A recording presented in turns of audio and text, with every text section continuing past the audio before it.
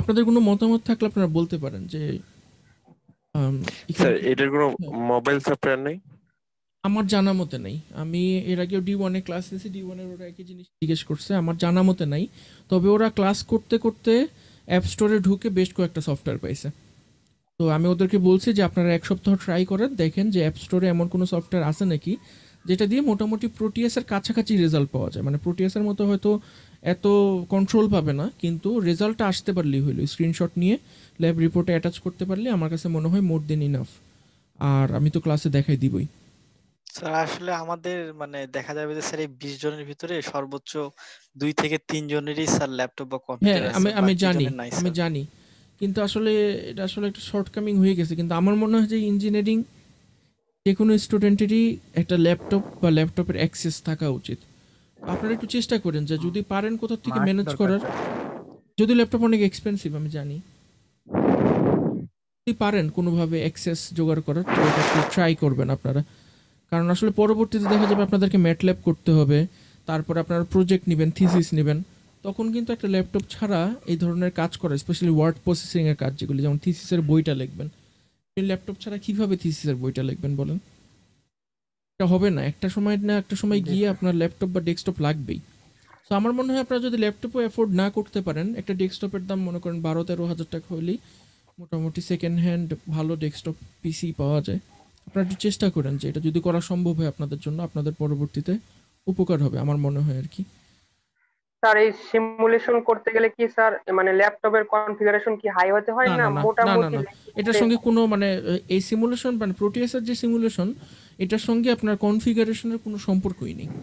মানে এটা এত লাইট, আমার মনে হয় যে এটা চাইলে যে যদি কেউ যদি মোবাইলের জন্য যদি পোর্ট করতো, মোবাইলে ডেভেলপ করতো, এটা মোবাইলেও চলতো। এটা আসলে কনফিগারেশন একদমই হাই হওয়ার কোনো প্রয়োজন নেই। খুবই লাইট একটা সফটওয়্যার এটা, ঠিক আছে? সো আমরা ডাইরেক্টলি এখন সফটওয়্যারে চলে যাই, তাহলে দেখি যে সফটওয়্যারটার ব্যাপারটা কী আসলে। আপনাদেরকে সফটওয়্যারের যে প্যাকেজটা আমি দিছি, ওই সফটওয়্যারের প্যাকেজটা আনজিপ করে ইনস্টল যদি করেন, ইনস্টল করার পরে আপনাদের প্রোটিয়াসের মেন সফটওয়্যারটি এরকম একটা উইন্ডো আকারে আসবে। সো এখান থেকে আমরা যেটা করবো, জাস্ট আমরা জাস্ট নিউ প্রজেক্ট ওপেন করতে পারি, অথবা আগের কোনো একটা এক্সিস্টিং প্রজেক্ট থাকলে সেই প্রজেক্টটা ওপেন করতে পারি। তো মনে করেন এখানে নিউ প্রজেক্টে গেলাম, নিউ প্রজেক্টে গেলে ও ইনিশিয়ালাইজ করবে উইজার্ডটা। সব কিছু আপনি just okay okay next next দিয়ে গেলেন, নেক্সট নেক্সট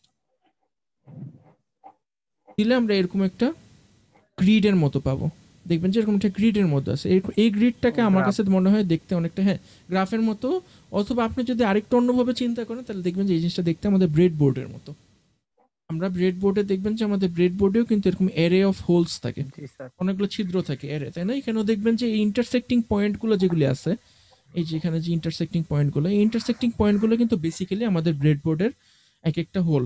সো আপনি যখন কম্পোনেন্ট এখানে বসাবেন, আপনি দেখবেন যে কম্পোনেন্ট বা তার যখন বসাবেন, আপনাকে এরকম হোল টু হোল আগাইতে হবে। মানে আপনি এরকম মাঝামাঝি বসাইতে পারবেন না, আপনাকে যে কোনো একটা ইন্টারসেক্টিং পয়েন্টে কানেকশনটা দিতে হবে, ঠিক আছে? সো এটা ব্রেড বোর্ডের মতো আমার কাছে মনে হয়।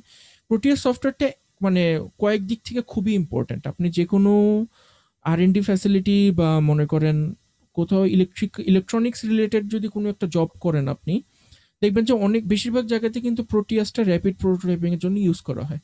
প্রোটিয়াসটা কেন ইউজ করা হয়? কারণ হলো গিয়ে একে আপনি প্রোটিয়াস এরকম সিমুলেট করে দেখতে পারতেছেন যে আপনার ডায়োড, রেজিস্টর, ক্যাপাসিটর সবকিছু বসাইলেন, আপনি যে ডিজায়ার্ড আউটপুটটা চাচ্ছেন সেই ডিজায়ার্ড আউটপুটটা আসতেছে নাকি দেখলেন, সব ফাইনাল হলো, ঠিক আছে? তারপর আপনি করতে পারবেন কি, প্রোটিয়াস থেকে আপনি পিসিবি ডিজাইনটা এক্সপোর্ট করতে পারবেন। আপনারা কেউ কি পিসিবি দেখছেন বা জানেন পিসিবি কি? না স্যার, জানি না। পিসিবি মানে হলো না কি স্যার, প্রিন্টেড সার্কিট দেখছি board. Sir. Printed circuit board, আপনি মনে করেন যে কোনো কিছু যদি ভাঙেন, ছোটবেলায় যদি আপনাদের খেলনা ভাঙার যদি অভ্যাস থাকে, বা আপনার যদি জি স্যার। কম্পিউটারের ভিতরে যদি মাদার বোর্ড দেখেন, সব কিছু দেখবেন কিন্তু একটা সার্কিট বোর্ডের মধ্যে থাকে, সবুজ রঙের। বেশিরভাগ সার্কিট বোর্ডই থাকে সবুজ রঙের, তাই না? জি জি স্যার স্যার। সার্কিট দেখছি স্যার। বোর্ডের মধ্যে জি কপারের স্যার। ট্রেস থাকে এবং কিছু কম্পোনেন্ট বসানো থাকে, তাই না? ওই যে জি স্যার। বোর্ডটা, এই বোর্ডটাকেই বলা হয় হলে গিয়ে পিসিবি, প্রিন্টেড সার্কিট বোর্ড। তো ওই প্রিন্টেড সার্কিট বোর্ডের যে লেআউটটা, মানে আপনি ব্রেড বোর্ডে আমরা যখন কাজ করি, ব্রেড বোর্ডের কাজটা হয় কীরকম অগোছালো, তাই না? কারণ ব্রেড বোর্ডে অনেক বাইরের থেকে তার লাগানো হয়, তারগুলো অনেক ঝুলে থাকে, বড় বড় তার, জি স্যার। রেজিস্টারগুলোর সাইজ বড় বড়। তো ব্রেড বোর্ডে কাজ করলে দেখা যায় কি যে ব্রেড বোর্ডে কাজ করাটা সুবিধাজনক। মানে কোনো কিছু একটা বদলাবেন, 1K রেজিস্টারের জায়গায় 10K বসাবেন, ব্রেড বোর্ডে এটা করাটা খুব সহজ। তো আমরা ব্রেড বোর্ডে মনে করেন কোনো একটা কনসেপ্ট প্রুফ করলাম, প্রুফ করার পরে আমাদের তো জিনিসটা বানাইতে হবে। বানানোর সময় আমরা করি কি, আমরা প্রিন্টেড সার্কিট বোর্ড বানাই। মানে আমরা একটা লেআউট বানাই, ওই লেআউটটা করি কি সার্কিট বোর্ডের উপর ইস্ত্রি করে দিই। ইস্ত্রি করার পরে যেটা হয় যে ওই প্যাটার্নটা আপনার বোর্ডের মধ্যে ট্রান্সফার হয়ে যায়। তারপর আমরা এচিং করে ওই যে জায়গাগুলোতে ট্রান্সফার হয়েছে ওই জায়গাগুলোতে কপারের ট্রেস রাখি, আর বাকি সবগুলোর কপার ধুয়ে ফেলি, মুছে ফেলি, ঠিক আছে? তাহলে আমাদের প্রিন্টেড সার্কিট বোর্ডটা তৈরি হয়ে যায়।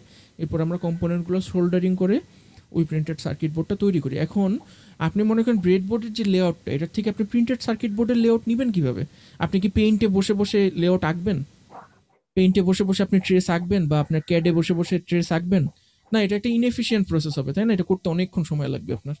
তার জি চেয়ে স্যার। বরং আপনি ডিজাইনটা প্রোটিয়াসে করলেন, করে জাস্ট একটা সুইচে ক্লিক করলেন যে না আমাকে এখন পিসিবির ডিজাইনটা দেখাও, ও চট করে আপনাকে পিসিবির ডিজাইনটা দেখাই দিবে। এরপর আপনার যদি মাইনর কিছু অ্যাডজাস্টমেন্ট করতে হয়, যে একটা তার আপনার এদিক দিয়ে আছে পছন্দ হচ্ছে না, আপনি আরেকটু ঘুরে আনলেন, ওগুলো আপনি করতে পারবেন, সমস্যা নেই।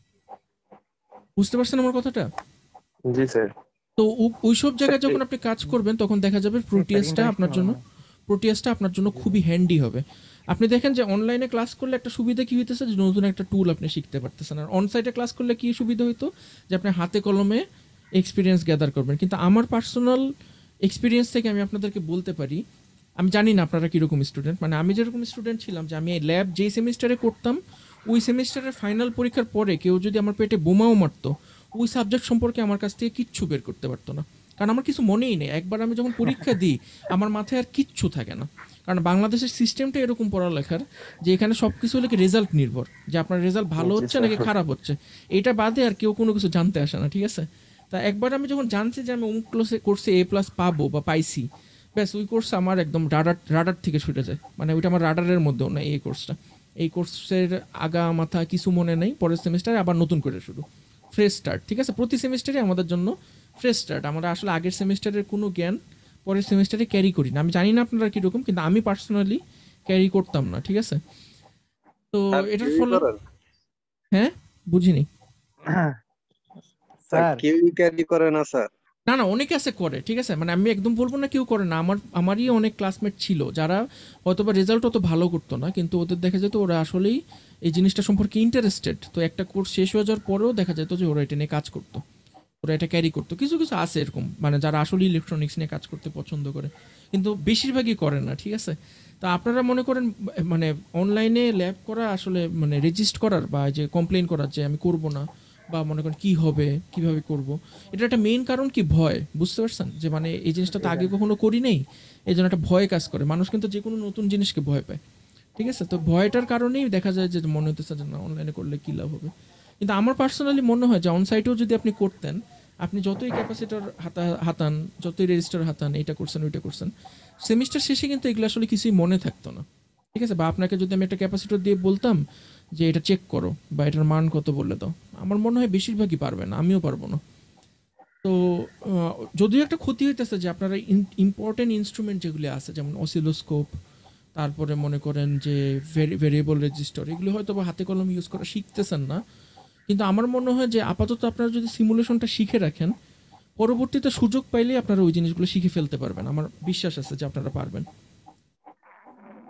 তো আমার মনে হয় যে প্রোটিয়াসটার উপরে আপনারা অনেক গুরুত্ব দেবেন, যেহেতু আমি জানতে পারছি যে গ্রিন ইউনিভার্সিটিতে আপনাদেরকে ফার্স্ট ইয়ারে কোনো ধরনের সিমুলেশন শেখানো হয়নি।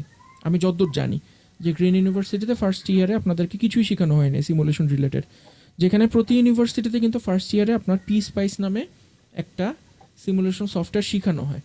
সার্কিট 1 আপনারা যখন শিখেন না, সার্কিট 1-এর ল্যাবে আপনার সার্কিট সিমুলেশন ল্যাব থাকে একটা, যেটা আপনাদের নাই, গ্রিনের সিলেবাসে এটা নাই। জি স্যার, ছিল না। তো আপনারা কোনো ধরনের সিমুলেশন সফটওয়্যার সম্পর্কে জানেন না অ্যাট দিস পয়েন্ট। তো আমার মনে হয় যে এটা আপনাদের জন্য খুব ইম্পর্টেন্ট হবে, যে আপনারা একটা সিমুলেশন সফটওয়্যার শিখলে এটা আপনাদের তো রিয়েল লাইফে কাজে আসবেই, প্লাস এটা আপনারা সিভির মধ্যে লিখতে পারবেন যে আমি প্রোটিয়াস ইউজ করা শিখি, প্রোটিয়াস ইউজ করতে পারি। আমি যে আমার সিভি এখন বানাই, এই সিভির মধ্যেও কিন্তু এখন আমি লিখি যে আমি প্রোটিয়াস ইউজ করতে পারি, এত দূরে এসো। তো আমরা আজকে মানে মোটামুটি জাস্ট লেআউটটা দেখবো, আর এখানে একটা বেসিক সার্কিট কনস্ট্রাক্ট করে দেখবো যে এই জিনিসটা কি আসলেই সহজ নাকি কঠিন, ঠিক আছে? তো স্যার ফার্স্ট প্রোটিয়াসটা কি স্যার ফ্রি অ্যাপ নাকি পেইড অ্যাপ? না না, পেইড অ্যাপ, অনেক দামি অ্যাপ, কিন্তু আমরা তো বাংলাদেশি, আমরা তো ক্র্যাক ইউজ করি। সো আমি আপনাদেরকে ক্র্যাক দিয়ে দিছি, ঠিক আছে? সো আপনারা ওইখান থেকে খুব সহজেই ক্র্যাক করে নিতে পারবেন। তো প্রোটিয়াস ইউজ করার জন্য ফার্স্টে আমরা যখন এই উইন্ডোটা পাবো, তো আমরা এখন উইন্ডোটার ব্যাপারটা বুঝলাম যে এটা আসলে আমাদের একটা bread board, basically bread board আছে। এখন আমরা ব্রেড বোর্ডে বিভিন্ন কম্পোনেন্ট বসাবো, কিন্তু এখানে কোনো কম্পোনেন্ট দেখা যাচ্ছে না। সো আমরা কম্পোনেন্টগুলো কি করব, যে প্রোটিয়াসের যে লাইব্রেরি আছে এই লাইব্রেরি থেকে আমরা কম্পোনেন্টগুলোকে এখানে ইম্পোর্ট করব। সো ইম্পোর্ট করার জন্য আমাদেরকে যেটা করতে হবে, আপনারা যদি বাম সাইডে যান, বাম সাইডে গেলে দেখবেন যে এখানে একটা কার্সরের ছবি আছে। এই কার্সরের ছবির নিচে একটা অপেম্পের মতো ছবি আছে। এই অপেম্পের ছবির উপরে আপনি যখন কার্সরটা আনবেন, এখানে লেখা উঠবে কম্পোনেন্ট মোড। এখানে ক্লিক করব আমরা, ঠিক আছে? ক্লিক করলে এই জায়গায় দেখবেন একটা রিবন আসবে। এই রিবনের মধ্যে লেখা থাকবে কি ডিভাইসেস। দেখতেছেন সবাই? জি স্যার। জি স্যার। মোবাইলে হয়তো দেখাটা একটু কষ্ট হবে, আপনারা জুম করে নিন, ঠিক আছে? যে ডিভাইসে গেলে এখানে দেখবেন যে দুইটা পার্ট আছে, একটা আছে পি, আমাদের এই পিটাই লাগবে, এটা হচ্ছে পার্ট, ঠিক আছে? পিতে আমরা ক্লিক করব। পিতে ক্লিক করে এই বিশাল বড় একটা লাইব্রেরি আসবে। এটা দেখে মানে ভয় পেয়ে যাওয়ার কিছু নাই, কারণ আমরা এটা স্ক্রল করে করে অ্যাক্সেস করব না। আমরা জাস্ট এখানে কিওয়ার্ড দিয়ে সার্চ, মনে করেন আমরা একটা রেজিস্টার খুঁজতে চাই, সবচেয়ে কমন যেটা রেজিস্টার খুঁজতে চাই, জাস্ট আমি রেজ লিখলাম, ঠিক আছে? রেজ লিখলে দেখবেন যে এখানে রেজিস্টারটা চলে আসবে। এখানে বিভিন্ন ধরনের রেজিস্টার আছে, দেখেন এখানে ওয়াটেজ দেওয়া আছে, 600 ওয়াট পর্যন্ত আপনার রেজিস্টার আছে, এখানে 10 ওয়াট আছে, 2 ওয়াট আছে। তো আমরা জেনেরিক যে রেজিস্টার জাস্ট আরইএস দিলে যেটা আসে ওইটাই আমরা নিব, এই যে জেনেরিক রেজিস্টার, ঠিক আছে? এখানে হলে কি এই ছবিটা যেটা, এটা হলে কি আপনার স্কেমেটিক ডায়াগ্রামে অ্যাপিয়ার করবে। আর নিচে যে জিনিসটা আছে, এই জিনিসটা কি কেউ বলতে পারবেন? পিসিবি বোর্ডে যে এক্স্যাক্টলি পিসিবি ইয়াটা বোর্ডে আসবে, যে ওটা এটাকে আসবে। ট্রান্সলেট করলে পিসিবি বোর্ডে যে লেআউটটা আসবে সেটা হলো কি এটা। এই যেখানে দেখছেন একটার থেকে আরেকটার দূরত্ব 36 লেখা আছে। এই কথাটার মানে হলো কি 1 ইঞ্চির 1000 ভাগের 36 ভাগ, 1000 ভাগের 36 ভাগ দূরত্ব 1 থেকে 2 এর মধ্যে। আপনি চাইলে দূরত্বটা বাড়ায় কমায় নিতে পারবেন। এটা খুব সুন্দর এসএমডির জন্য। এসএমডির জন্য দূরত্বটা অনেক কম থাকে। এসএমডি মানে কি আপনারা জানেন তো না? না স্যার। এসএমডি মানে না হলো কি স্যার, SMD কি স্যার? Surface mounted device. মানে আপনারা যখন করবেন, মাদারবোর্ড খুলবেন, কোন একটা কম্পিউটারের মাদারবোর্ড যখন খুলবেন, বা আপনি মনে করেন কোনো খেলনা টেলনাই খুললেন, বা মোবাইলের মাদারবোর্ড যদি দেখেন, দেখবেন যে ওটার মধ্যে অনেক ছোট ছোট গুটি গুটি চারকোনা কিছু জিনিস উপরে বসানো থাকে, কালো কালো। ওগুলো আসলে কিন্তু রেজিস্টার, বুঝতে পারছেন? কিন্তু ওই রেজিস্টারগুলো সারফেস মাউন্টেড, মানে এই পাগুলা জাস্ট সারফেসের উপরে থাকবে। আর আমরা যে ল্যাবে যে রেজিস্টারগুলো দেখি, যে বড় বড় মেটালের পা সহ, ওগুলোকে বলা হয় হলো থ্রু হোল, মানে কোন একটা হোলের ভিতরে ঢুকবে, এই জন্য ওটার নাম হলো থ্রু হোল। ওটার জন্য কোন একটা হোলের ভিতর দিয়ে ঢুকে তারপরে ওটাকে সোল্ডারিং করা লাগে, বুঝতে পারছেন? আর এসএমডি ডিভাইসগুলো সারফেসের উপরে বসে, ওটা থ্রু হোল না। তো এটা আপনাদের জানার দরকার নেই, এটা জাস্ট আমি আপনাদের বলে রাখলাম যে এত কম দূরত্ব কেন। কারণ এসএমডি ডিভাইসগুলো খুব ছোট ছোট হয়, খুব সম্ভবত এই জন্য মনে হয় কম দূরত্ব, আমি ঠিক শিওর না। তো প্রথম যে আরইএস দেওয়ার পরে যে রেজিস্টারটা আসবে ওইটা আমরা নিব, নিয়ে ওকে চাপ দিব, ঠিক আছে? ওকে চাপ দিলে আমার রেজিস্টারটা এখানে কিন্তু চলে আসছে, দেখেন আমাদের এইখানে লিস্টের মধ্যে কিন্তু রেজিস্টারটা চলে আসছে। এখন আমাকে যেটা করতে হবে, রেজিস্টারটাকে সিলেক্ট করাই আছে, যদি না করা থাকে তাহলে সিলেক্ট করতে হবে। করে এখানে এনে যে জায়গায় আমি বসাতে চাই ওখানে আমি একবার ক্লিক করব। একবার ক্লিক করলে আমার ডিভাইসটা অ্যাপিয়ার করতেছে, দেখতেছেন সবাই? তো আমার এটাকে প্লেস করার জন্য আরেকবার স্যার। ক্লিক করতে হবে। আরেকবার যদি ক্লিক করি আমার ডিভাইসটা প্লেস হয়ে গেল। এখন এই ডিভাইসটার প্রিডিফাইন্ড একটা ভ্যালু দেওয়া আছে 10 কিলো ওহম। মনে করেন আমার 10 কিলো ওহম পছন্দ না, আমি 10 কিলো ওহমে ডাবল ক্লিক করলে আমার এখানে একটা এডিটিং একটা উইন্ডো আসবে, যে এটার প্রপার্টি আমি এডিট করতে পারবো। আমি মনে করি 1 কিলো ওহম দিলাম, দিয়ে এন্টার চাপ দিব, এটা 1 কিলো ওহম হয়ে যাবে, বুঝতে পারছেন? খুব ইজি। প্রোটিয়াস কিন্তু অনেক বেশি মানে ইউজার ফ্রেন্ডলি, অন্যান্য সফটওয়্যারের মতো এত কঠিন না, ম্যাটল্যাব বা অন্য কিছুর মতো। এখানে যে R1 আছে, মনে করেন R1 নামটা আমার পছন্দ না, আমার এটা গেইন রেজিস্টার, এটার নাম আমি দিব RG। তাহলে R1 কে এটা RG দিয়ে এন্টার যদি দিই, এটার নামটা চেঞ্জ হয়ে যাবে। সো আপনি যেখানে চেঞ্জ করতে চান জাস্ট ওই ফিল্ডটাতে ডাবল ক্লিক করলেই আমার একটা প্রপার্টি এডিটিং উইন্ডো আসবে। এখন মনে করেন এই রেজিস্টারটা এইভাবে আছে, আমি আরেকটা রেজিস্টার বসাবো, ঠিক কালারটা আছে? যদি চেঞ্জ করতে চাই, কালার তো এটা বাই ডিফল্ট কালার এটাই থাকবে, ঠিক আছে? এই যে এই কালারটা লাল লাল কালার অনেকটা, এটা চেঞ্জ করার উপায় হয়তো আছে, আমি ঠিক জানি না। তো মনে করেন এই যে আরেকটা রেজিস্টার বসাবো আমি। এখন এই রেজিস্টারটার সঙ্গে এই রেজিস্টারটা আমি কানেক্ট করব, কিন্তু এই রেজিস্টারটা দেখেন হরিজন্টালি আছে, হরিজন্টালি থাকলে দেখতে ভালো লাগে না। আমি এটাকে মনে করেন ভার্টিক্যাল করব। ভার্টিক্যাল করার জন্য কি করতে হবে, আমি এখানে রাইট বাটন ক্লিক করব। রাইট বাটন ক্লিক করলেই দেখেন যে এটার ওরিয়েন্টেশন চেঞ্জ করতে পারবো আমরা। মনে করেন আমি এটাকে রোটেট Rotate. ক্লকওয়াইজ করব, করে এরকম ভার্টিক্যাল করে ফেলবো, মানে জাস্ট ব্রেডবোর্ডে আমরা যেভাবে বসাই, ঠিক আছে? খুব ভালো কথা, দেখেন কিভাবে বসলো। এই দেখেন এটা টার্মিনালগুলো কিন্তু একটা ইন্টারসেক্টিং পয়েন্টে যে বসছে, দেখছেন? ব্রেডবোর্ডের একটা হোলের মধ্যে গিয়ে বসছে। জি এখন স্যার। এটার সাথে আমরা এটা কিভাবে কানেক্ট করব, যখনই এটা টার্মিনালের কাছে আপনি কার্সরটা আনবেন তখন দেখবেন যে টার্মিনালটা লাইট আপ করতেছে, দেখতেছেন? আমি আরেকটু জুম করি, আপনাদের দেখতে সুবিধা হবে। দেখতেছেন লাইট আপ করতেছে, যে লাইট তো আপ করা লাইটিং মানে, হয়ে যাচ্ছে। হ্যাঁ তার মানে এখান থেকে একটা কানেকশন দেওয়া পসিবল, এখানে একটা কানেকশন দেওয়া পসিবল। সো আমরা এখানে জাস্ট একটা ক্লিক করব, ক্লিক করলে দেখবেন যে একটা তার চলে আসবে, কপারের ওয়্যার নর্মাল। তারপরে এখান থেকে আমি এটার মধ্যে এভাবে জাস্ট আরেকবার ক্লিক করলে দুইটা কানেক্টেড হয়ে যাবে। সবাই কি বুঝতে পারছেন? জি স্যার, জি বোঝা স্যার। যাচ্ছে। এখন মনে জি করেন স্যার, এই বুঝতে সার্কিটটা পারছি। দিয়ে কি করা পসিবল, আমরা খুব সিম্পল একটা ভোল্টেজ ডিভাইডার সার্কিট বানাই, ঠিক আছে? কারণ ভোল্টেজ ডিভাইডার রুল আমার মনে হয় আপনাদের সবার জানা আছে। সো আমরা ভোল্টেজ ডিভাইডার একটা সার্কিট বানাই, খুব সহজ একটা সার্কিট। আমরা ভোল্টেজ ডিভাইডার সার্কিটের জন্য এখানে আর কি দরকার, জি। আমাদের একটা ভোল্টেজ সোর্স দরকার। তো ভোল্টেজ সোর্সের জন্য আমরা গেলাম, আবার পার্টসে গেলাম।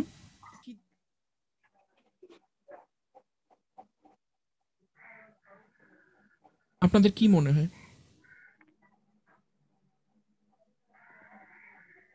জি স্যার। কি দিয়ে সার্চ দিবেন একটা ব্যাটারি বা ডিসি সোর্স খোঁজার জন্য? হুম, ভোল্টেজ সোর্স দেব লিখে। ভোল্টেজ সোর্স দিবেন, ঠিক বলছেন। জি স্যার। আমি যদি ভি সোর্স লিখি তাহলে দেখবেন এই যে আমার ডিসি সোর্সটা চলে আসছে, দেখছেন? জি জি। স্যার। এখন একটা ব্যাপার হইতে পারে যে আপনারা যখনই এক্সপেরিমেন্ট করবেন বা বাসায় বসে যখন প্র্যাকটিস করবেন, চান্সেস আর যে আপনার এই কিওয়ার্ডটা মনে থাকবে না। এই যে ভি সোর্স আমি লিখলাম, এই জিনিসটা আপনার মনে থাকবে না, স্বাভাবিক, মনে না থাকাটাই স্বাভাবিক, তাই না? তো এই জিনিসটা আপনারা মনে করেন হঠাৎ করে আপনার একটা জিনিস ইউজ করা প্রয়োজন, যেমন একটা ভোল্টমিটার ইউজ করা প্রয়োজন, আপনি জানেন না কি দিয়ে সার্চ করতে হবে। তখন আপনি করবেন কি, সুন্দর করে গুগলে চলে যাবেন, গুগলে যেয়ে সার্চ দিবেন যে আমার ভোল্টেজ সোর্সের জন্য বা ডিসি সোর্সের জন্য আমি প্রোটিয়াসে কি লিখবো, V source voltage source, DC voltage source in Proteus. তখন দেখবেন কেউ না কেউ আপনাকে বলে দিবে যে কি দিয়ে সার্চ দিতে হবে, ঠিক আছে? তো আমি এখানে ভি সোর্স নিতে পারি, একটা অপশন। ভি সোর্স নিলে আমার এরকম একটা ভোল্টেজ সোর্স আসবে, ডিসি ভোল্টেজ সোর্স। অথবা আমি ব্যাটারি নিতে পারি। আমি যদি ব্যাটারি নিই তাহলে এই দেখেন যে ব্যাটারি চলে আসছে, বা সেল নিতে পারি, ব্যাটারি সেল। এগুলোও কিন্তু আমার ডিসি ভোল্টেজ সোর্স, তাই না? জি জি স্যার। স্যার। তাহলে মনে করেন আমি এখানে সুবিধার জন্য আমি ভি সোর্সই নিলাম, আমি জেনারেলি ভি সোর্স নিয়েই কাজ করি। ভি সোর্স নিলাম, ওকে দিলাম, ওকে দিলাম, আর দেখেন লাইব্রেরির মধ্যে ভি সোর্সটা চলে আসছে। এখন আমি ভি সোর্সটা এখানে বসাবো, একবার ক্লিক করলাম, অ্যাপিয়ার করলো, এরপর আমি নড়াচড়া করাতে পারি, এখানে বসাইলাম। বসে আমি আবার সিমিলারলি এই টার্মিনালগুলো কানেক্ট করে দিব। খুবই ভালো কথা, টার্মিনাল কানেক্ট করে দিলাম, ঠিক আছে? এখন আমাদের সার্কিটের একটা জেনারেল প্র্যাকটিস আছে কি, আমরা সার্কিটকে কখনো ফ্লোটিং রাখি না। আমরা কি করি, সার্কিটের মাইনাসটা সবসময় গ্রাউন্ডের সঙ্গে কানেক্ট করে দিই, তাই না? এটা আমাদের কমন জি। একটা প্র্যাকটিস। তো এই গ্রাউন্ড টার্মিনালটা আপনি কোথায় পাবেন? গ্রাউন্ড Ground টার্মিনালটা resistance পাওয়ার আছে। জন্য আপনাকে যেটা করতে হবে, যে বাম পাশের আবার এই রিবনটাতে যান, গেলে এখানে দেখবেন যে টার্মিনাল মোড নামে একটা অপশন আছে, দেখছেন এই যে টার্মিনাল মোড। জি স্যার। এখানে ক্লিক করলে আমার যত ধরনের টার্মিনাল থাকা সম্ভব সবগুলো স্যার। আসবে। এখান থেকে আমি চুজ করব গ্রাউন্ড।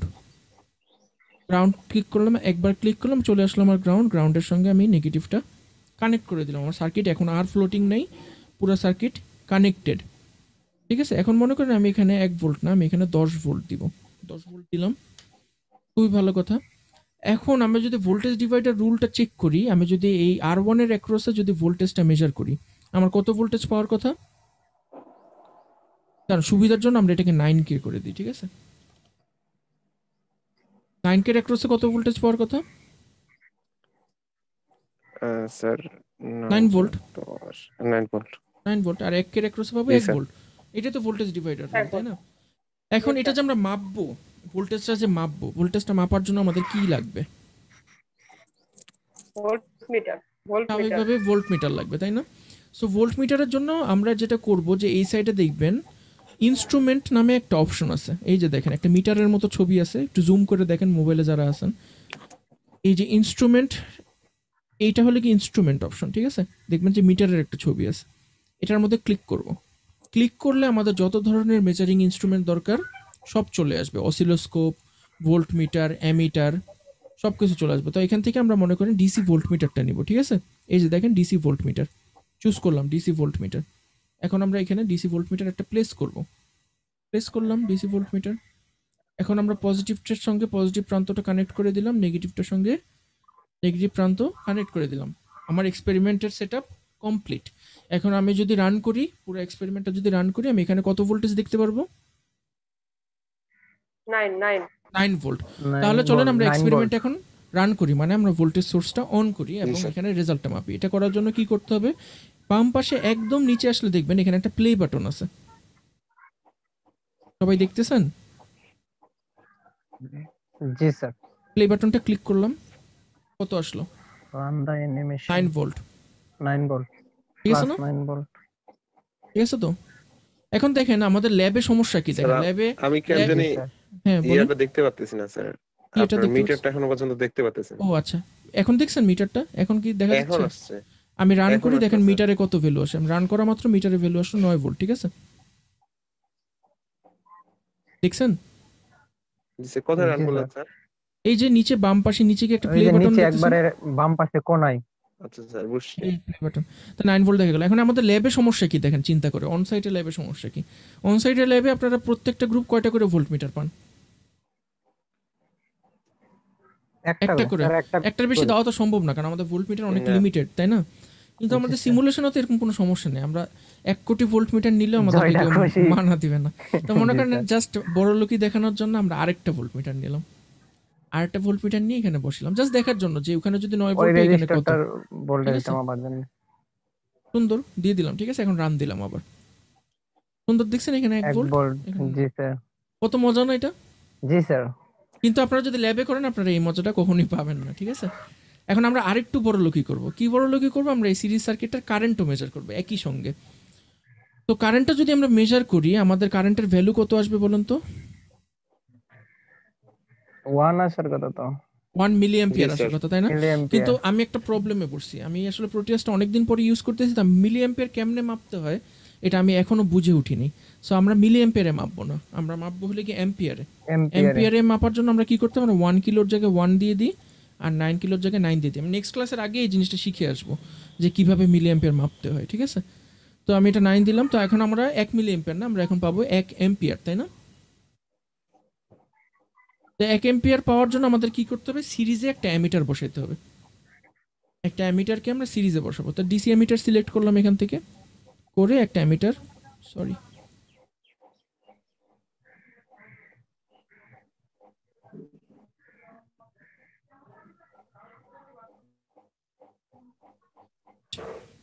একটা অ্যামিটার কানেক্ট করে দিলাম।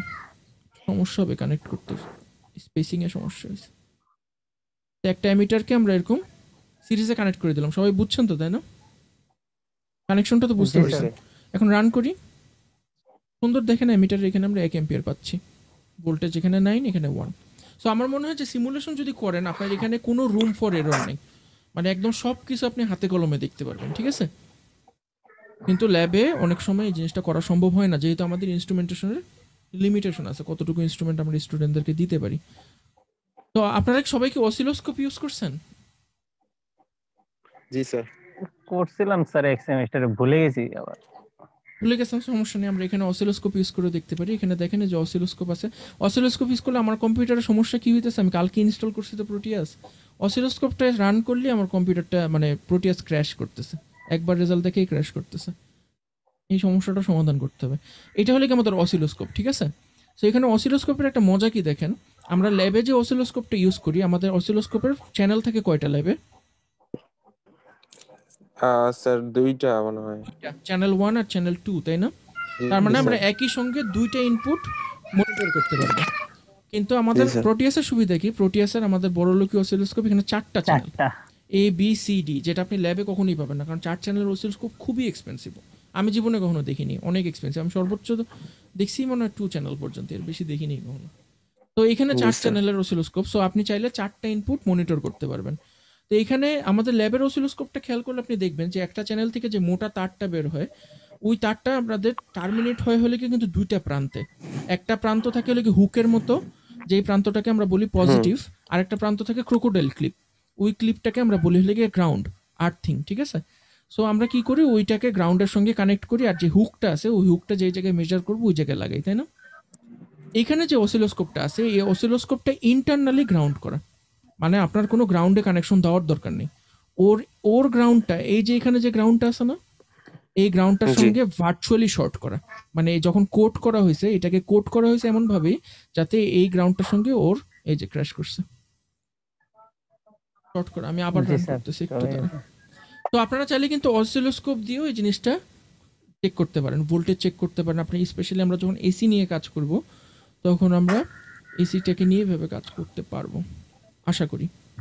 তো ঠিক আছে, আমরা অসিলোস্কোপে আপাতত আজকে আর যাবো না, কারণ অসিলোস্কোপ ইউজ করলে আমাদের সমস্যা হচ্ছে, আর যাবো না। কি মনে হয় আপনারা পারবেন নিজেরা করতে এই জিনিসটা?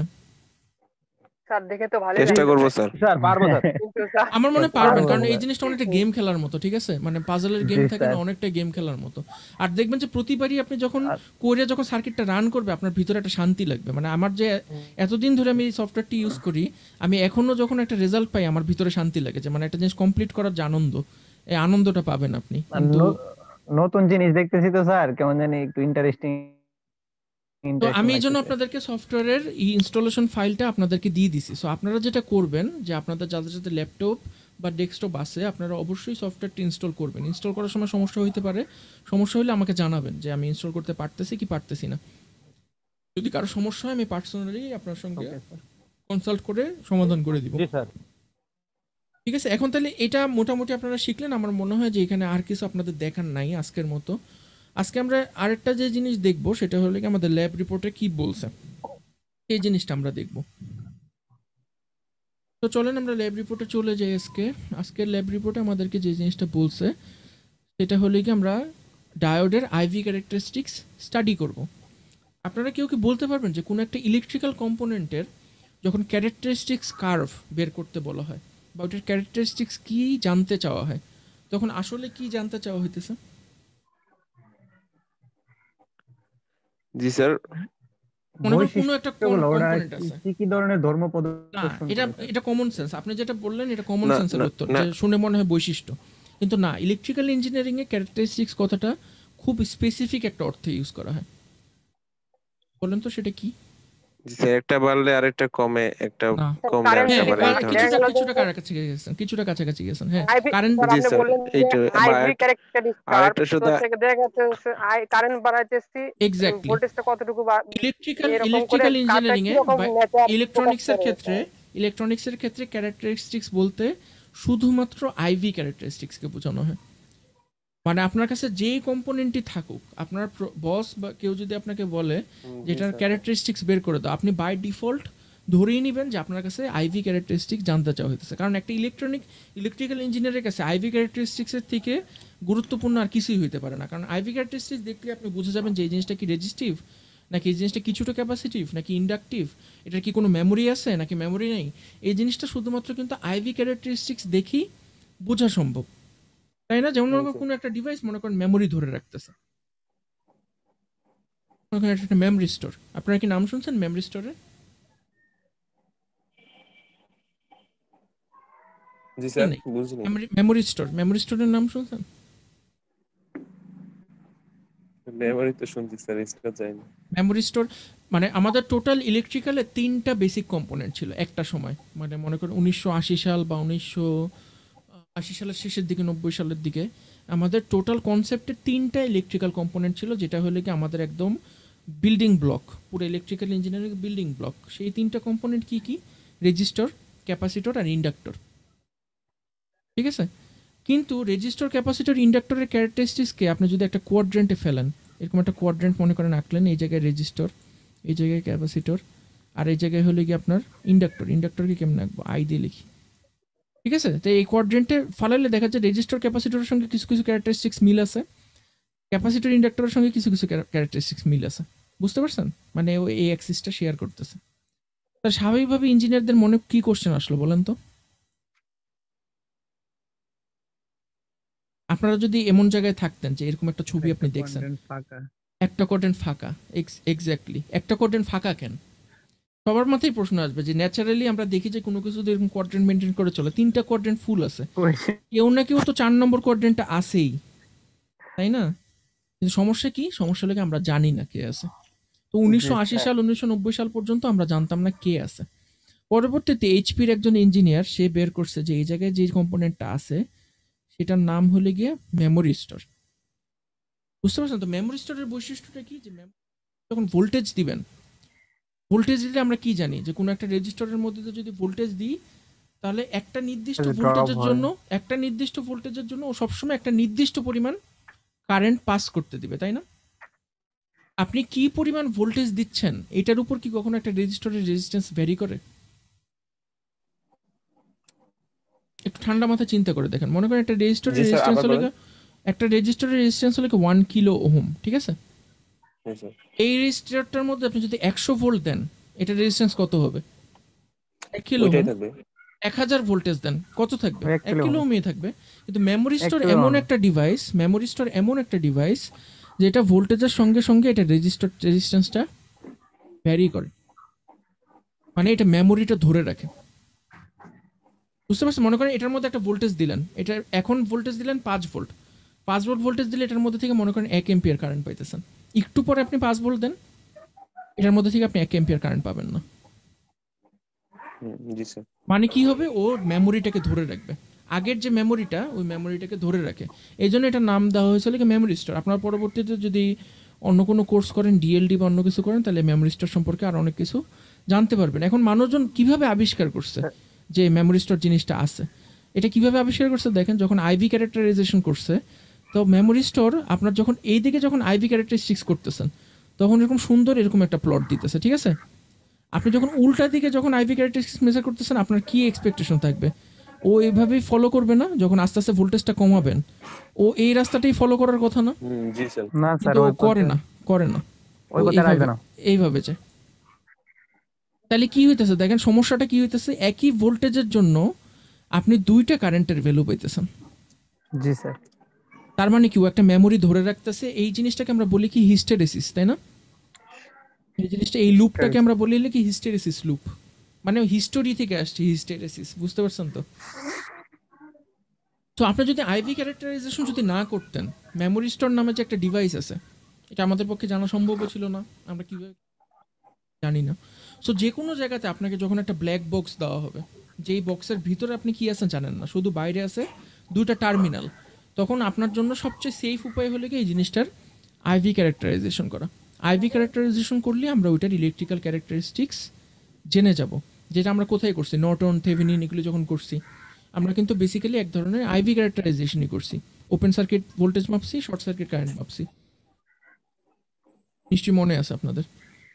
তো এখানে আমাদেরকে যেটা স্যার, করতে এটার অ্যাপ্লিকেশন কি স্যার? আইভি ক্যারেক্টারিস্টিক্সের নাকি মেমোরি মেমোরি স্টোরেজ? মেমোরি স্টোরের মেমোরি অ্যাপ্লিকেশনটা এখনো হয়নি আপনার। করবো এটা আসলে উদ্দেশ্য করে পায় নাই মানুষ। একবারে তবে নতুন মেমোরি, কিছু নাকি হ্যাঁ স্যার? মেমোরি স্টোর দিয়ে মানুষজন লজিক গেট বানায়। আপনার ওই যে অ্যান্ড গেট, নট গেট, এগুলি মেমোরি স্টোর দিয়ে বানানো সম্ভব। আমার নিজেরও রিসার্চের কাজ ছিল, এমফিলে মেমোরি স্টোর নিয়ে একটা পেপার পাবলিশ করছিলাম আমি। ওটা ছিল ন্যানো ফ্লুইডিক মেমোরি স্টোর।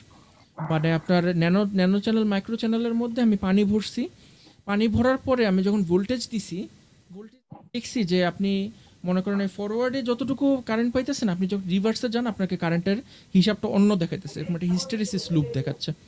তো আমি ওই ন্যানো ফ্লুইডিক ডিভাইসের ক্ষেত্রে মেমোরি স্টোর নিয়ে একটা পেপার পাবলিশ করছি। আপনারা যদি, আমি আমার রিসার্চ গেটের লিঙ্ক দিয়ে দিব না, ওখানে যদি আপনারা যান, আপনারা চাইলে আমার পেপার পড়তে পারেন।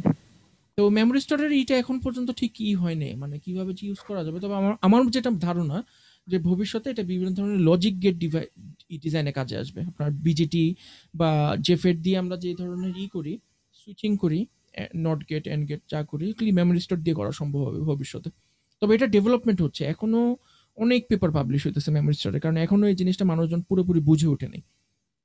তো আমার মনে হয় সামনে 10 বছর পরে আপনারা অনেক ডিভাইস দেখতে পারবেন যেগুলো মেমোরি স্টোর বেসড। আপনাদের মেইন স্ট্রিম পড়ালেখাতেও চলে আসবে, দেখা যাবে মেমোরি স্টোর। জি স্যার, নতুন এটাই কিছু হোক, শিখলাম। মেমোরি স্টোর নিয়ে সার্চ করুন। আমাদের আমাদের ইউনিভার্সিটিতে আমি জয়েন করার পরে দেখলাম যে হাসান মারুফ স্যার উনি সলিড স্টেট মেমোরি স্টোর নিয়ে কাজ করে। তো হাসান মারুফ স্যারের সঙ্গে আপনারা কোলাবোরেট করতে পারেন আপনাদের যদি মেমোরি স্টোর নিয়ে কাজ করার ইচ্ছা থাকে। খুবই এক্সাইটিং ফিল্ড। একটু হোল্ড করেন আপনারা, ঠিক আছে? কি জানি আসছে। Okay sir.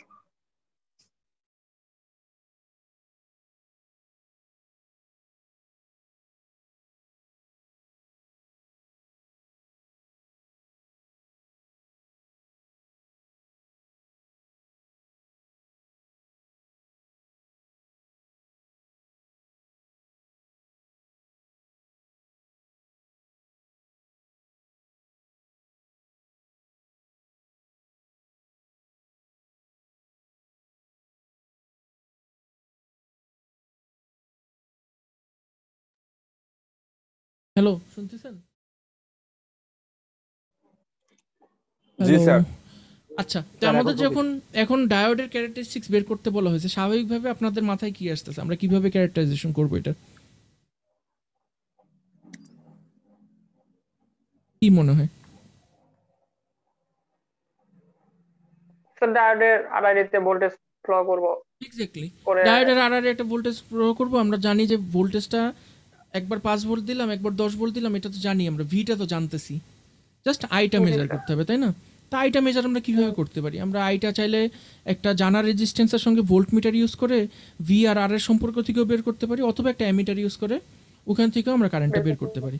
ঠিক আছে, দুইভাবেই করা সম্ভব। তবে আমাদের এখানে যে মেথডটা অ্যাডপ্ট করা হয়েছে সেটা হলে গিয়ে, প্রথমে আমি যে মেথডটা বললাম, যে একটা জানা রেজিস্টার আমরা সিরিজে কানেক্ট করব, এটার অ্যাক্রসে যদি ভোল্টেজটা আমরা মাপি, এটা রেজিস্ট্যান্স আমরা জানি, ওই ভোল্টেজটাকে এই রেজিস্ট্যান্সটা দিয়ে ভাগ করে দিলে আমরা এই সিরিজ সার্কিটের কারেন্টটা জেনে যাব।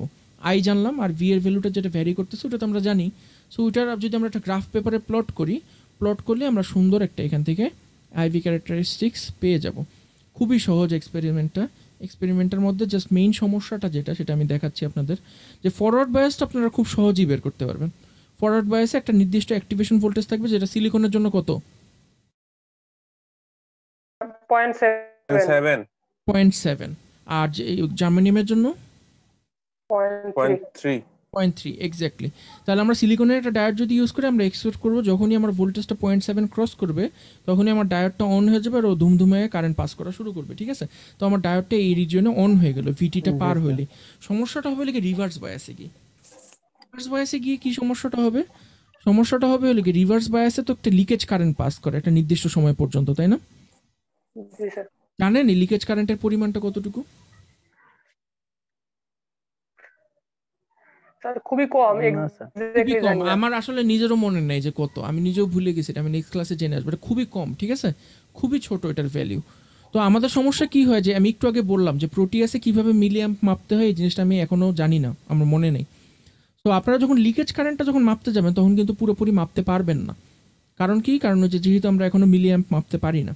সো এই ভ্যালুটা নেক্সট ক্লাসে আমি দেখাবো যে কীভাবে মাপতে হবে। কিন্তু যখনই আমরা ব্রেকডাউন রিজিয়নে চলে যাব, তখন কিন্তু আমরা আবার ধুমধুমায় কারেন্ট পাওয়া শুরু করব। তো ওইটা আমরা খুব সহজেই মাপতে পারবো। তো এখন আমাদের ব্রেকডাউনটা জেনারেলি, আমাদের ডায়োডের ব্রেকডাউনটা দুইভাবে হয়। দুই ধরনের ব্রেকডাউন মেকানিজম আছে। কি কি বলতে পারবেন?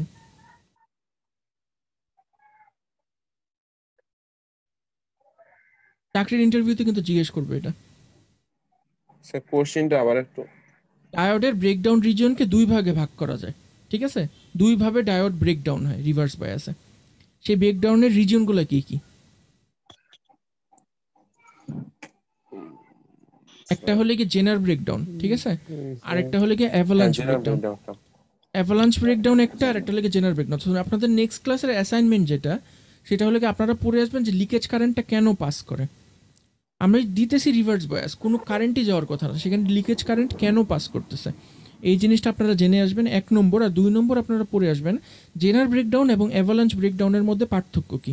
আমি প্রতি ক্লাসেই আপনাদেরকে কিছু কিছু কোশ্চেন এরকম বলে দিব, এবং ভাইভাও যখন আমরা পরীক্ষা নিব, আমি শুধুমাত্র এই কোশ্চেনগুলো থেকেই আপনাদেরকে জিজ্ঞেস করব।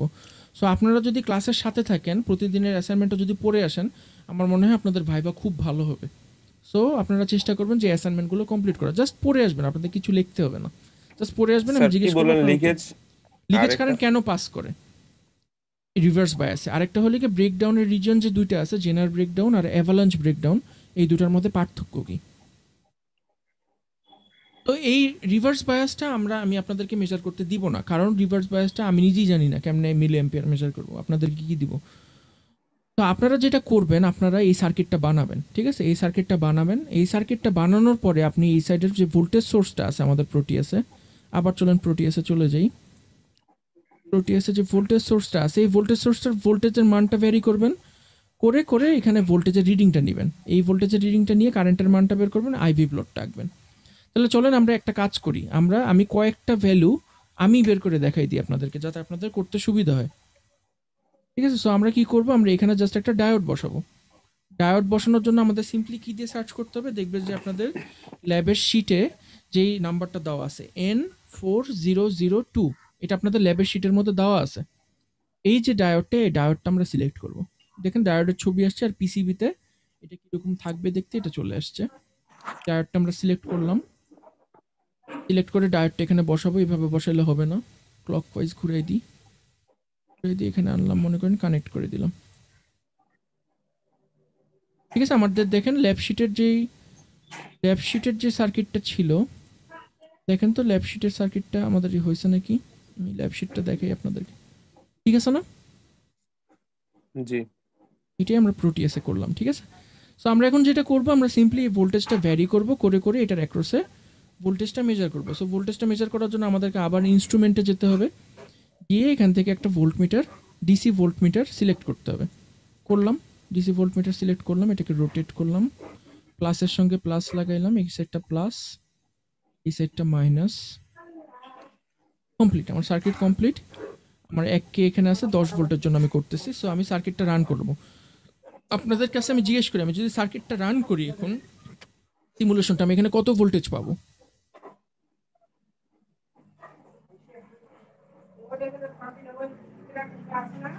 স্যার 10 স্যার হয় নাই। 10-এর ভিতর থেকে ডায়োডের 0.1 ভোল্টেজটা বাদ দিলে যা পাবো Exactly. সেটাই। হ্যাঁ। ডায়োডটা তো অ্যাকচুয়ালি এখানে যখন অন হয়ে যাবে, ডায়োডটা তো একটা ব্যাটারির মতো, তাই না? সো আমাদের জি। সবসময় সব ভোল্টেজ থেকে ডায়োডের ভোল্টেজটা বাদ দিতে হবে। বাদ দিলে আমরা কত পাবো? 9.3, ঠিক না? জি স্যার পাইছি? জি স্যার। হয়ে গেছে না? এখন মনে করেন না, আমি এখানে 10 ভোল্ট দিব না, আমি এখানে দিলাম হলে গিয়ে 0.5 ভোল্ট। তাইলে এখন কত পাবো ভোল্টেজ এখানে? স্যার পাবো না স্যার, এখানে তো আপনার ওপেন সার্কিট Point হয়ে seven আছে, কম না। তারপরে তো কিছুটা Diode পাইছি। on। জি স্যার কেন পাইলাম? তাহলে মনে হয় ডায়োডই প্রোভাইড করছে ভোল্টেজ। স্যার এটাই লিকেজ কারেন্ট। স্যার ওই পয়েন্ট 7 এর থেকে 0.5 বিয়োগ যে 0.2 0.02 না, নাকি প্লাস এরকম। দেখাচ্ছে যে, এটাই তো সমস্যা আমার। প্লাস দেখাচ্ছে কেন? ও বুঝছি, এটা প্লাস দেখাচ্ছে কেন। এটা হলে কি আপনার নিচের সার্কিটটা পড়ছিলেন না আপনারা? এই সার্কিটটার নাম কি জানি, স্যার বুঝতে পারছি। ক্লিপিং ক্ল্যাম্পিং সার্কিট পড়ছিলেন না? জি হ্যাঁ ওই ক্লিপিং ক্ল্যাম্পিং সার্কিটের ওখানে ছিল যে কেন এখানে 0.02 আসতেছে। ক্লিপিং ক্ল্যাম্পিং সার্কিটটা যখন করবো তখন আমরা বুঝবো। ঠিক আছে, তো আপনারা যেটা করবেন যে আপনারা এখানে যেই ভোল্টেজটা আসতেছে ঠিক এই ভোল্টেজটা লিখেই প্লটটা করবেন, নিজেরা কিছু করতে যাবেন না। এখানে যেটা আসতেছে এটা লিখেই করবেন, পরে আমরা এক্সপ্লেন করব যে কেন এখানে 0.02 আসছে। বুঝতে পারছেন সবাই? মনে করেন এখানে আমরা যদি 0.1 দিই, দেখি কত আসি। স্টপ করলাম, স্টপ করে এখানে আবার 0.1 দিই, 0.1 দিলাম, আবার রান, তাহলে এখানে 0 দেখাচ্ছে। ঠিক আছে, সো এই আপনারা ফার্স্টে 0.1 থেকে 0.5, তারপরে 1, তারপরে আপনার 1.5, 2, 2.5, এরকম করে মোটামুটি আপনারা 0 থেকে 5 ভোল্ট পর্যন্ত একটা প্লট স্যার করবেন। 0.7 দিলে কি আসবে? চলুন দেখি 0.7 দিলে কি আসবে। 0 0.16। মনে আসলো কেন স্যার? আমার মনে হয় এই ডায়োডটার অ্যাক্টিভেশন ভোল্টেজে একটা ঝামেলা আছে, কারণ 0.7 হলে তো দুটো কাটাকাটি হয়ে এখানে 0 14 চলে বার আসবে। কথা নাই তো। যাই হোক, এখানে জি, যেটা স্যার। আসছে এটাই লিখবেন। ঠিক আছে, Diode, নিজেরা কিচ্ছু silicon করবেন না, diode। নিজেরা কিচ্ছু করবেন না, জাস্ট এখানে যেটা আসছে এটাই লিখবেন। আমরা পরে এক্সপ্লেন করবো যে কেন আসছে। ঠিক আছে, স্যার কি করতে হবে তাহলে আমাদের আপনারা একবার 0 বলেন। ভোল্ট থেকে 5 ভোল্ট পর্যন্ত 0.5 ভোল্ট ইনক্রিমেন্টে যতগুলো কারেন্টের ভ্যালু আনা পসিবল সবগুলো কারেন্টের ভ্যালু এনে একটা গ্রাফ আঁকবেন, যেখানে 0 আপনার থেকে 0.5 0 থেকে 5 5 ভোল্ট পর্যন্ত কিন্তু যাবেন, কিন্তু 0.5 increment। ইনক্রিমেন্টে, মানে ফার্স্টে 0, তারপর 0.5, তারপর 1, তারপর 1.5, তারপর 2, 2.5। বুঝতে তো পারছেন? জি। গ্রাফটা আঁকবে না, তারপর আমরা আইকে দেখবো যে ঘটনাটা কি। ঠিক আছে, আমরা আগের থেকে কিছু অনুমান করব না, আমরা এক্সপেরিমেন্টালি রেজাল্টটা নিব, রেজাল্টটা নিয়ে তারপর এক্সপ্লেইন করার চেষ্টা করব যে কেন এই রেজাল্টটা আসছে, ঠিক আমরা যেভাবে ল্যাবে করতাম। সবাই বুঝতে পারছেন? জি, স্যার। তারপরে নেক্সট ক্লাসে আমরা যেটা করব, আমরা নেক্সট ক্লাসে রিভার্স বায়াসটা সিমুলেট করবো। আর ততদিনে আমি আবার ক্র্যাশ করছি, ততদিনে আমি নিজে শিখে যাব যে কেমনে করতে হয়। ঠিক আছে, আমি অনেক দিন পরে প্রোটিয়াস ইউজ করতেছি, অনেক কিছু ভুলে গেছি। তো আমি আশা করি যে নেক্সট ক্লাসে আমি আপনাদেরকে পুরো এক্সপেরিমেন্টটা একদম টপ টু বটম দেখাইতে পারবো। আপনাদের কি এখন পর্যন্ত আমি যা করেছি এই ব্যাপারে কোনো ফিডব্যাক, কোশ্চেন কিছু আছে? না ভালোই লাগতেছে স্যার। আমার মনে হয় এটা স্যার আপনাদের জন্য করতে অনেক হবে। উপকারী হবে। আমার জি পার্সোনাল স্যার। ধারণা স্যার আমরা আমি ভোল্টেজ গুলা কি লিখবো খালি জাস্ট খাতায় নাকি ওই কারেন্টের মান ক্যারেক্টারিস্টিক বের কার্ভে করবেন, বসাবো? ভোল্টেজের ওই ভ্যালুটা আমি বের করবেন আর কারেন্টের ভ্যালু বের করে একটা টেবিল রাখবেন ফার্স্টে, ভিআই একটা টেবিল রাখবেন যে এই ভোল্টেজের জন্য আমি এই কারেন্ট পাইতেছি, তারপরে আপনি জি একটা কার্ভ আঁকবেন, ভিআই আইভি কার্ভ আঁকবেন। আচ্ছা স্যার। আমি যখন স্টুডেন্ট ছিলাম আমাদেরকে কেউ প্রোটিয়াস শিখায়নি, বুঝছেন? আর পি স্পাইস কোর্সটা যখন করাইছে তখন একদম দায় সারাভাবে করাইছে। তো আমাদের ওই 4 বছরের ইঞ্জিনিয়ারিং লাইফে আমরা আসলে রিয়েল লাইফ কোনো টুলই শিখিনি। পরবর্তীতে মাস্টার্সের সময় যে এগুলো শিখছি, কারণ যখন আপনি আসলেই কাজ করবেন ফিল্ডে তখন কিন্তু সিমুলেশনটা অনেক কাজে আসবে। কারণ ফার্স্টেই তো কেউ ব্রেড বোর্ডে কাজ করে না, সবাই আগে সিমুলেট করে দেখে নেয় যে না এই জিনিসটা করলে হবে নাকি, আন্দাজে তো করে লাভ নেই। তাহলে স্যার আমরা অনেক আগে আছি। আমার মনে হয় আপনারা অনেক আগে আছেন আমার থেকে। স্যার আমরা কি কি এক্সপেরিমেন্ট আমরা করব এখানে সামনে এটা ডায়োডের একটু এক্সপেরিমেন্ট করব, এগুলো কি যে আইভি ক্যারেক্টারিস্টিক্স থেকে শুরু, এরপরে আমরা ক্লিপিং সার্কিট দেখব, ক্ল্যাম্পিং সার্কিট দেখব, রেকটিফায়ার দেখব, তারপরে হলো কি অপেম আমরা দেখবো না বিজি, স্যার? হ্যাঁ কি দেখব, অপেম দেখব। অপেম অপেম্পের মধ্যে আমরা হলো কি অ্যাস্টেবল মনোস্টেবল মাল্টি ভাইব্রেটর দেখব, তারপরে হলো কি আপনার জেফেট বিজেটি মসফেট এগুলোর ক্যারেক্টারিস্টিক্স দেখব। অপেম্পের বিভিন্ন এমপ্লিফায়ার দেখব, যেমন ইনভার্স নন অপেম্পের অপেমে তো দুই প্রকার, অপেম ইনভার্টিং আর মনে নন হয় এই ইনভার্টিং লেবে না, অপেম মনে হয় এই লেবে না, এই লেবে অপেম মনে হয় ইলেকট্রনিক্স 2 লেবে। হতে পারে স্যার, যেহেতু ইলেকট্রনিক্স টুর ভিতর অপেম পড়ায়। হ্যাঁ হ্যাঁ ইলেকট্রনিক্স 2 লেবে, এটাতে অপেম নেই, এটাতে জাস্ট আপনার মসফেট জেফেট পর্যন্ত, তো মানে জি মসফেট স্যার। জেফেট বিজেটি ইউজ করে এর আমরা আগে আমরা যা পড়ছি আর যে কি। এমপ্লিফায়ার তৈরি করতে পারি, আমরা কিন্তু বিজেটি মসফেট দিয়েও এমপ্লিফায়ার তৈরি করতে পারি, ওই এমপ্লিফায়ারগুলো দেখবো আমরা। তো আমি আশা করি যে আপনাদের যারা ল্যাপটপ আছে ওরা আজকে ইনস্টল করে ফেলবেন, এবং যাদের ল্যাপটপ নাই ওনারা এমন একটা বন্ধু খুঁজে বের করবেন যার ল্যাপটপ আছে। সো আপনারা মনে করেন 3 জন বা 4 জনের করে একটা করে গ্রুপ করে আপনারা জুমে বা অন্য কোথাও এরকম স্ক্রিন শেয়ার করে এক্সপেরিমেন্টটা করবেন। আমি আশা করব আপনাদের অনেক উপকার হবে। তাহলে অনেক ভালো হবে স্যার। ঠিক আছে, আপনারা তাহলে আপনাদের রোল নাম্বারটা কাইন্ডলি আপনাদের এই চ্যাট বক্সে লিখে দিবেন আমাকে, কারণ আপনাদের অ্যাটেন্ডেন্স শিট আমি এখনো পাইনি। স্যার এখনো আমরা সবাই যারা রেজিস্ট্রেশন দিছি করছেন? দেখেন তো পাইছেন কিনা। হ্যাঁ হ্যাঁ যারা দিয়েছেন ওদেরটা পাইছি, আমি আপনাদের অ্যাটেন্ডেন্স শিটটা পাইনি আর কি, মানে অফিসিয়ালি অ্যাটেন্ডেন্স শিটটা, কারণ সবাই রেজিস্ট্রেশন কমপ্লিট করেনি তো এখনো, আজকের পরে তারপর ডাউনলোড করব। আপনাদের যদি কারো মনে হয় যে না অনলাইনে ল্যাব করলে লাভ হবে না বা করবেন না, তাহলে আজকের মধ্যেই আপনারা এটার মীমাংসা করে ফেলেন, আজকের পরে কিন্তু আর করতে পারবেন না। স্যার এই ল্যাব তো অনলাইন আর অফলাইন একই মনে হচ্ছে। আমার কাছে একই মনে হয়, কোনো সমস্যা নেই আসলে অনলাইনে করলে, এটা আমার পার্সোনাল অপিনিয়ন। কিন্তু আপনার যদি স্টুডেন্ট হিসেবে পার্থক্য মনে তেমন হয় যে একটা না আমি দেখতেছি পারবো না। না, আপনার স্টুডেন্ট হিসেবে যদি মনে হয় যে না আমি পারবো না, তাহলে আপনারা চাইলে স্যার অন্য আমাদের কোনো যে থেকে কোর্স নিতে পারেন। মেশিনের যেটা এটা খুব ইম্পর্টেন্ট স্যার, আমার কাছে মনে হয় যে মেশিনেরটা ওইটা আসলে না অনলাইনে হইলে নেওয়া খুব ডিফিকাল্ট, মেশিনের আসলে অনলাইনে ওইটা আমাদের নেওয়াটা এইবার দিয়েছে স্যার। ক্লোজ টু ইম্পসিবল আমার মনে হয়।